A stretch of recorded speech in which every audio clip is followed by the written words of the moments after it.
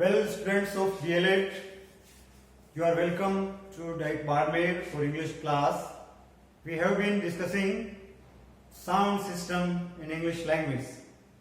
As you know, there are 26 letters in English alphabet. ये ध्यान देने वाली बात है, ए बी सी डी ये जो इंग्लिश वर्णमाला के वर्ण हैं, इनके लिए हम त्रुटिवश भूलवश अल्फाबेट शब्द का प्रयोग करते हैं, जैसे जी ओ ओ डी गुड। इसमें हम कह देते हैं कि इसमें जी ओ ओ डी गुड में 4 अल्फाबेट है। ऐसा कहना गलत है।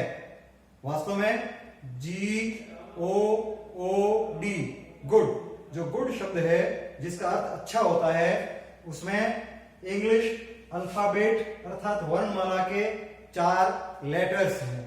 इसलिए आज की क्लास में हम बिल्कुल स्पष्ट रूप से समझ लें कि अल्फाबेट वर्णमाला होती है, एक भाषा की एक ही वर्णमाला होती है, इसलिए अल्फाबेट्स प्लूरल नहीं होता, बहुवचन नहीं होता। एक से अधिक भाषाओं की बात करते हैं तब हम कह सकते हैं कि इन भाषाओं के अल्फाबेट्स डिफरेंट है, अलग अलग है। एक ही भाषा के लिए अल्फाबेट एक ही होता है, जिसका अर्थ है वर्णमाला।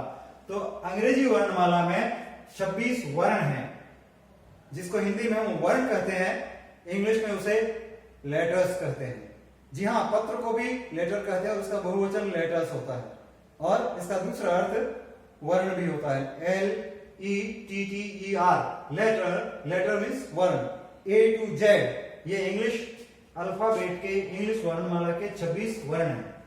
जब इंग्लिश बोली जाती है, हमने चर्चा की कि भाषा की 4 मूलभूत कौशल या दक्षताएं होती हैं, listening, speaking, reading and writing. शिशु घर में जन्म लेता है तो सबसे पहले परिवार में बोली जाने वाली भाषा को वह सुनता है, और फिर जब उसकी अवस्था बढ़ती है और उसके वाक तंतु जब सक्रिय होते हैं, तब वह जैसा सुनता है वैसा बोलना सीखता है। ठीक इसी तरह से हम अंग्रेजी को सेकेंड लैंग्वेज के रूप में भी सीखना और सिखाना अपनाएं तो भाषा सीखना ज्यादा प्रभावशाली हो सकता है।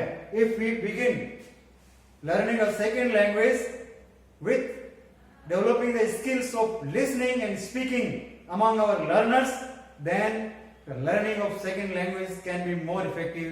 This is what is indicated by research carried out by the scholars of language in different fields.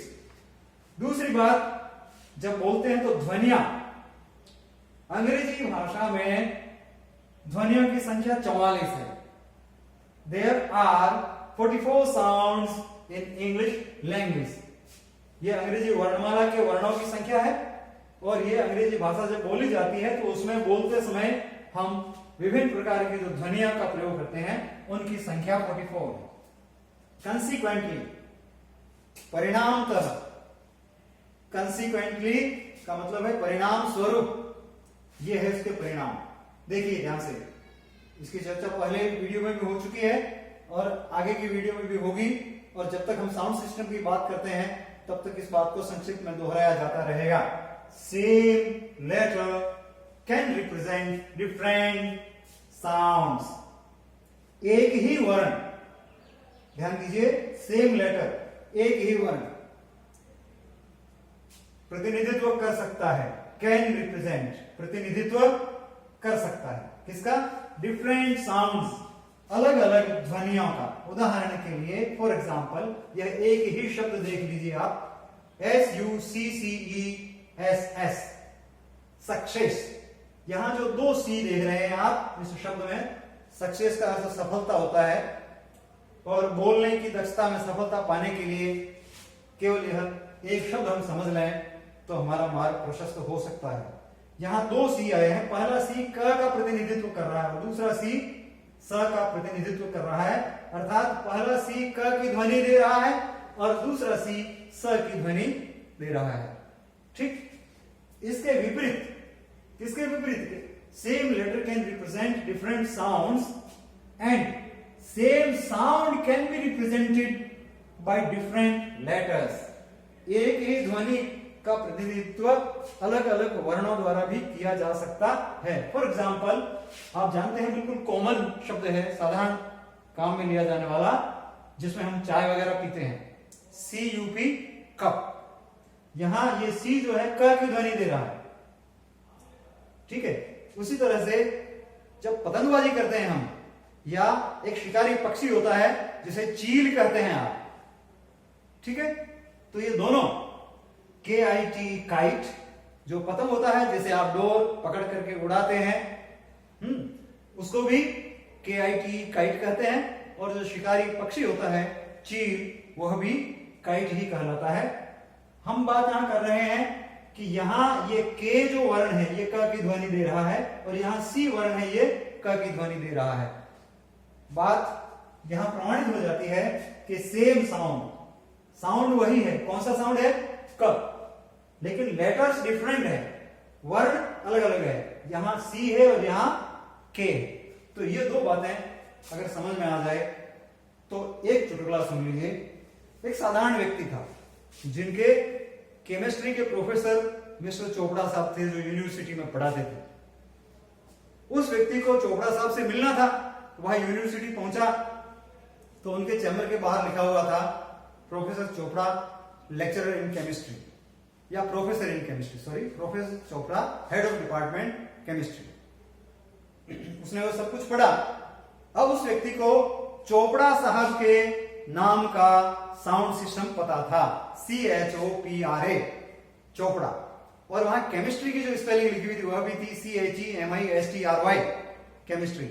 आरंभ की आप देखें वर्णों की व्यवस्था तो CH दोनों में है।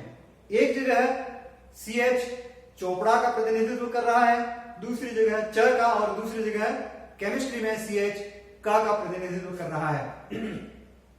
वह व्यक्ति साधारण था, उसे पता नहीं था कि केमिस्ट्री कोई विषय होता है। तो उसने कहा भाई आपके ये प्रोफेसर साहब है ना केमिस्ट्री के चोपड़ा साहब, केमिस्ट्री के प्रोफेसर साहब चोपड़ा साहब से मुझे मिलना है।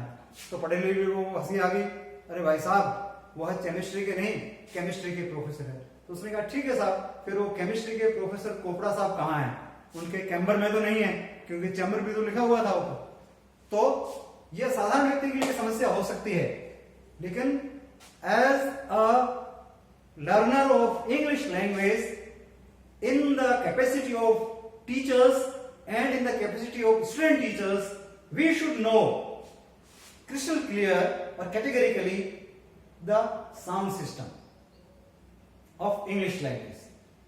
अंग्रेजी भाषा की ध्वनि व्यवस्था को समझने के लिए हम इन 44 ध्वनियों के लिए अलग से जो फोनेटिक अल्फाबेट जिसको कहेंगे, ध्वन्यात्मक वर्णमाला, ये जो है ये इसकी स्क्रिप्ट अल्फाबेट है, लिपि।